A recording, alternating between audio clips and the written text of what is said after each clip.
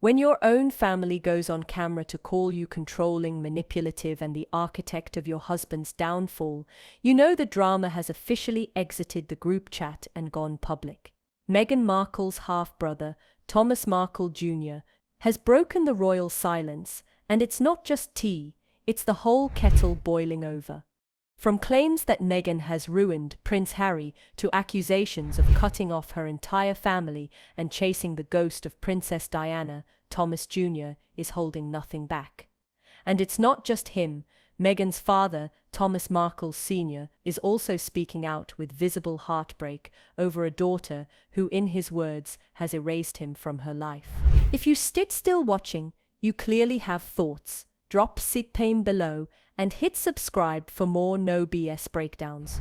Old home videos paint a picture of a once close family now shattered by fame, royal titles, and a whole lot of silence. So, is this just a family lashing out for attention? Or is it a genuine cry from people left behind in Meghan's royal rise? Let's dive into the emotional wreckage and decide for ourselves.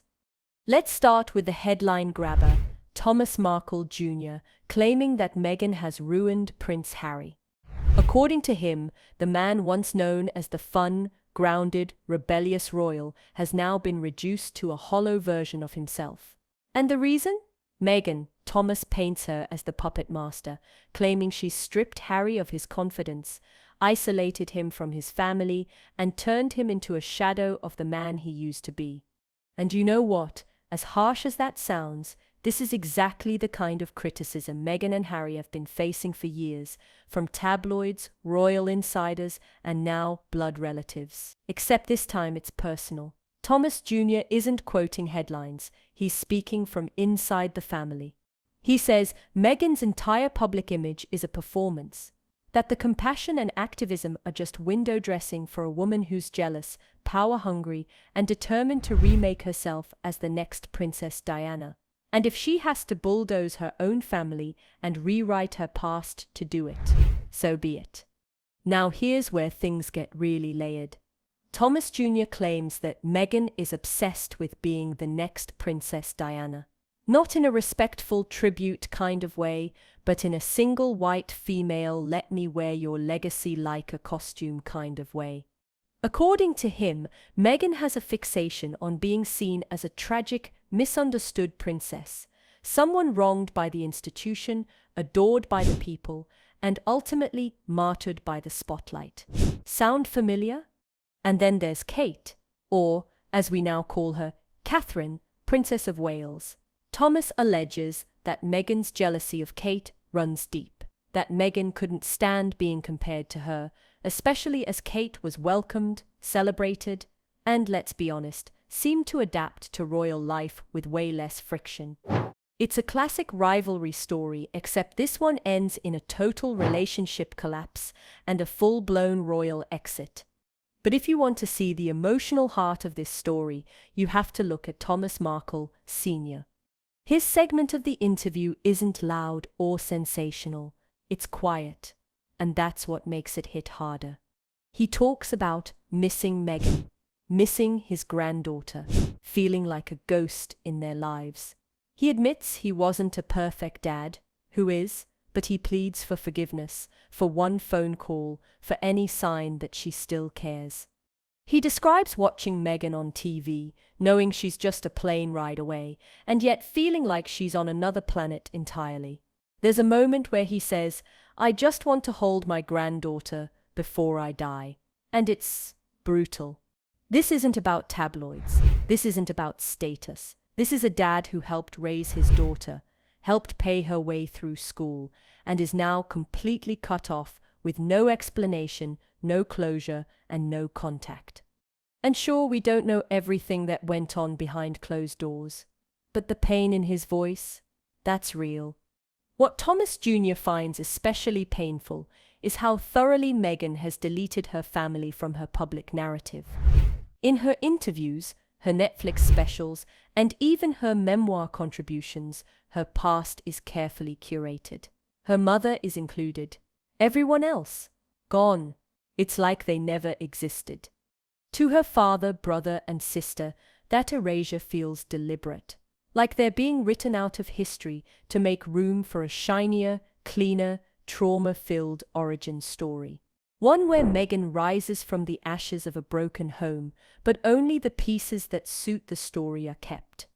They argue that she's turned her children into emotional leverage, cutting off their grandfather and extended family while building a narrative of isolation and victimhood. The result? A picture-perfect royal brand at the expense of anyone who doesn't fit. Of course, we have to ask, is this real, or is this just a bitter family trying to cash in? That sips the million-dollar question. There's no denying the Markle family's relationship with the media has been messy. They've spoken out, sold stories, given interviews, none of which has helped their credibility. And Meghan would probably argue that she distanced herself for a reason, that they were toxic, exploitative, and jealous of her success. But what makes this particular interview hit differently is the emotion behind it. Yes, Thomas Jr. is angry, but he's also clearly hurt. And when you hear their father talk about feeling abandoned, there's a weight there that goes beyond tabloid gossip. If this is all just for attention, it's a hell of a performance. If it's not, then Meghan's estrangement comes with a serious emotional cost. Here's where Thomas Jr. takes things from painful to prophetic. He says, "And brace yourself for this, that once Prince Harry loses his royal titles and usefulness, Meghan will discard him too, that this whole relationship has been transactional from the start, that Meghan's ultimate goal was fame, power, and status. And if Harry stops delivering that, he's out." It's a cold take, and a controversial one. But it taps into a larger question that even the public is asking now.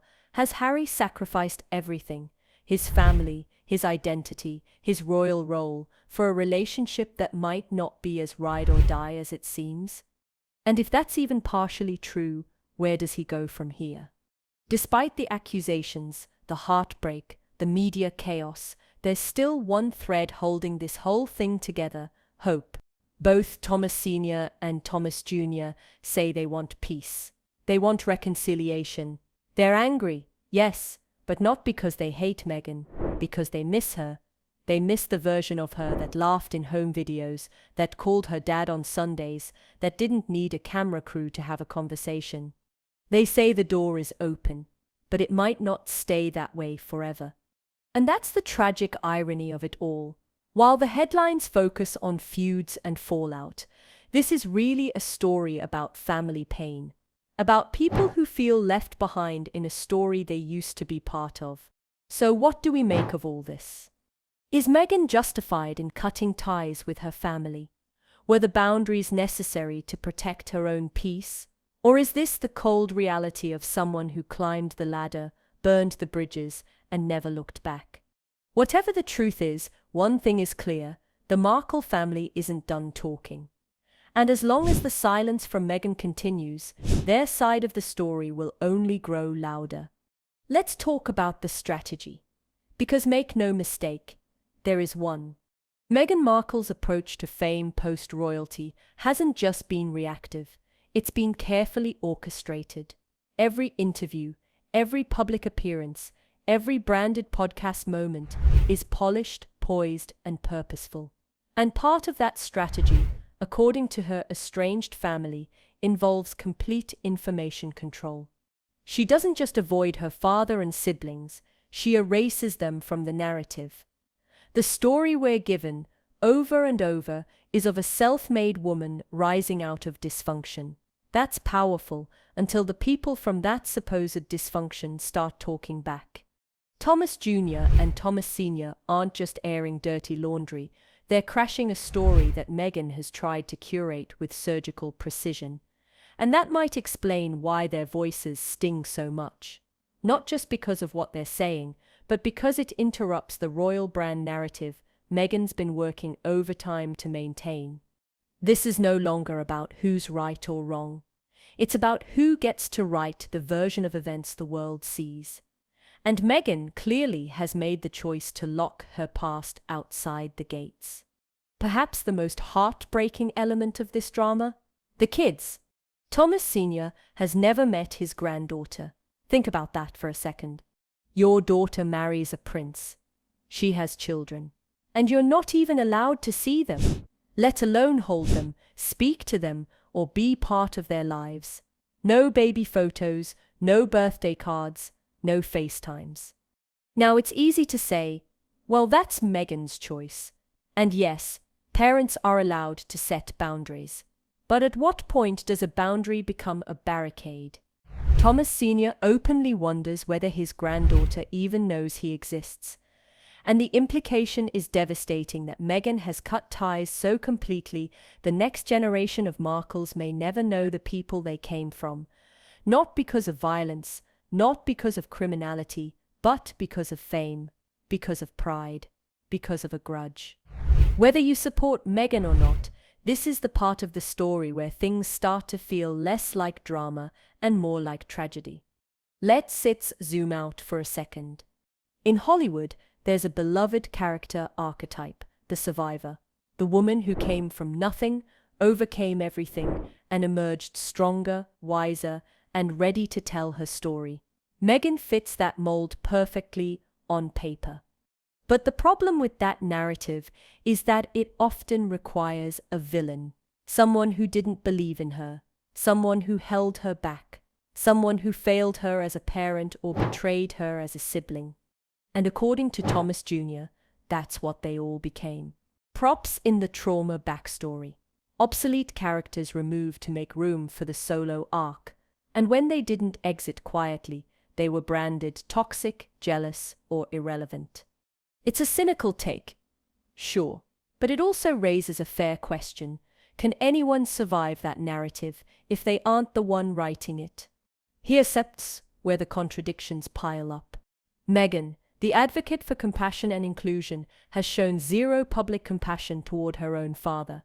Meghan, the woman who values truth and justice, refuses to publicly acknowledge the claims from her brother and sister, except through carefully worded legal threats or brief public denials.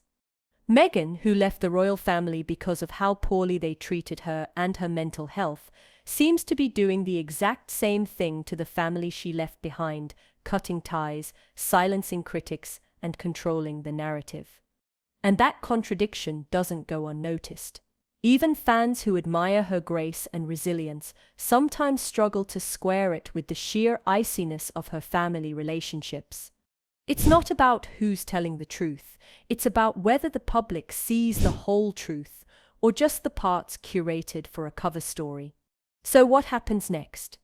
Thomas Jr. thinks the Markle name is already scorched earth. He believes Meghan has washed her hands of them forever, and that even Prince Harry might be on borrowed time.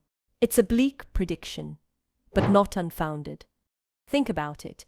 If Meghan's current brand is built around exclusivity, luxury, prestige, and elite causes, how do her working-class American relatives fit into that? They don't. Unless reconciliation becomes good PR, it's unlikely to happen, and Thomas Jr. knows it. But he also says he's not holding his breath. He's gotten used to the silence. The calls that don't come. The interviews where he only exists as a punchline, or worse, a liability.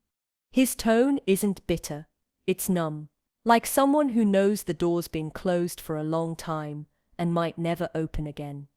It's easy to forget that Harry has in-laws now. Not royal advisors, not dukes and duchesses, just regular, deeply dysfunctional people with cameras and microphones. And while he may try to stay out of it publicly, he's deeply tied into this mess. Every claim about Meghan controlling him or using him as a tool in her rise indirectly hits his public image too. And the narrative that he sits been weakened by this marriage, that he sits lost himself, lost his family, and lost his sense of purpose, is only amplified by the voices of her family saying, "We see it too." He's gone from being the most beloved royal to the most criticized in less than 5 years. And a lot of that criticism is now coming from inside the house, or in this case, inside Meghan's past. The sad truth. We may never know the full story. Meghan may never respond. Harry may never acknowledge any of this. And that silence, while strategic, comes at a cost. Because in the absence of clarity, people will write their own conclusions. And right now, those conclusions are being drawn with the Sharpie markers of bitterness, betrayal, and broken families. Meghan's silence doesn't just protect her peace, it allows speculation to fester, and with every new statement from her estranged relatives, that silence starts to feel less like strength and more like stonewalling. Whether justified or not, her refusal to acknowledge the pain in her past only strengthens the very narrative she's trying to avoid, that she's cold, calculated, and incapable of reconciliation. At the end of the day, this isn't just a celebrity feud, it's a deeply personal unraveling of a family caught in the spotlight of one of the most famous women in the world.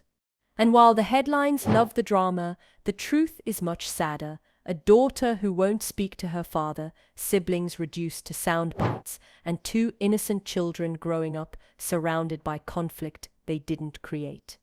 So where do we go from here? Is there still a chance for healing? Or is this just another cautionary tale about fame, family, and the high cost of personal branding? If you're still watching, drop your thoughts below. Is Meghan justified in cutting ties?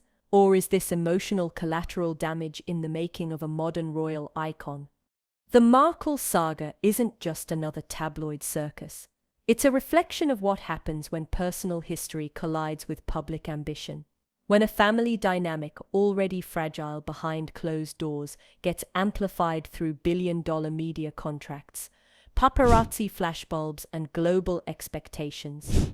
Fame changes people, but more importantly, it changes relationships. It turns disagreements into headlines. It weaponizes silence. And in Meghan's case, it's transformed the people from her past into either liabilities or liabilities disguised as allies, depending on the day and the media cycle. Thomas Jr. may not be perfect. Neither is Thomas Sr., but their grief raw, on camera, and deeply unresolved is the part of this story that lingers. Because underneath all the royal intrigue, the legal threats, and the press cycles is a universal truth. People just want to feel like they matter to the people they love. And whether Meghan is protecting her peace or reinforcing her brand, she's left behind people who still haven't recovered from her absence. Let's be fair, Meghan has her own version of this story. We've gotten hints of it, usually filtered through Oprah interviews or carefully structured media appearances. She's implied betrayal. She's mentioned privacy violations. She's pointed to the way her family has spoken to the press as a breach of trust. And honestly, she might have every reason to feel hurt. She might have experienced manipulation and pressure from her own relatives long before any of them saw a camera crew.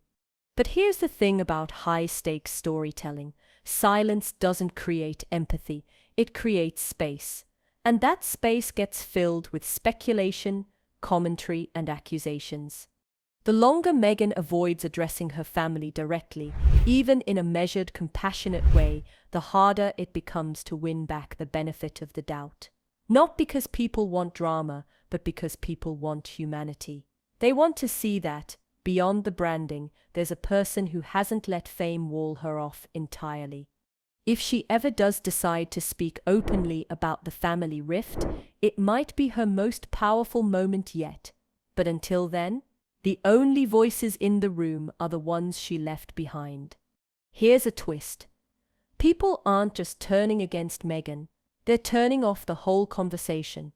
At this point, even the most loyal fans and harshest critics seem exhausted. The Markle versus Markle narrative has become a revolving door of heartbreak, bitterness, and PR stunts.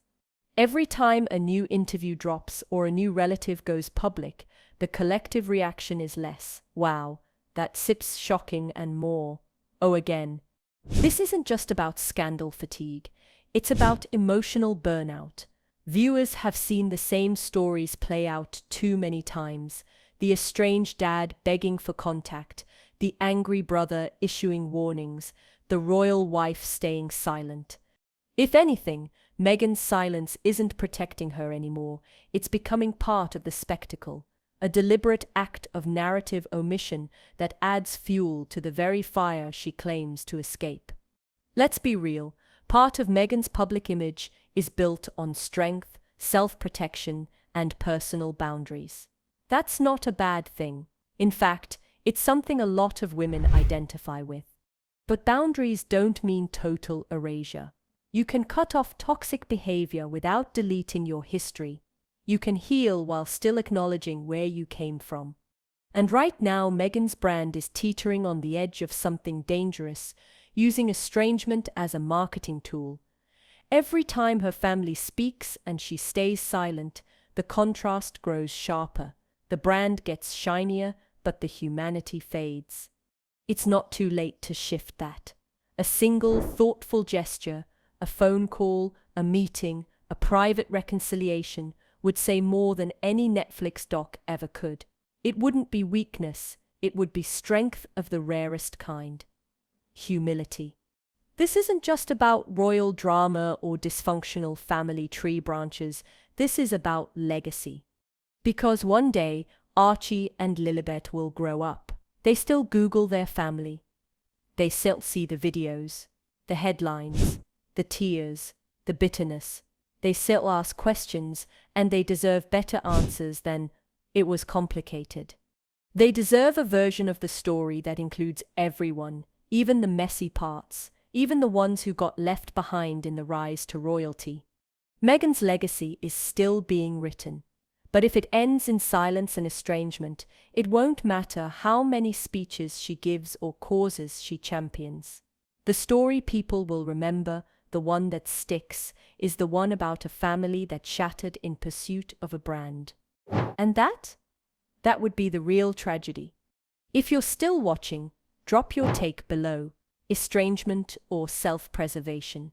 Strength or spin? Hit subscribe for more deep dives into the world's most public breakdowns. We bring you the story behind the spectacle.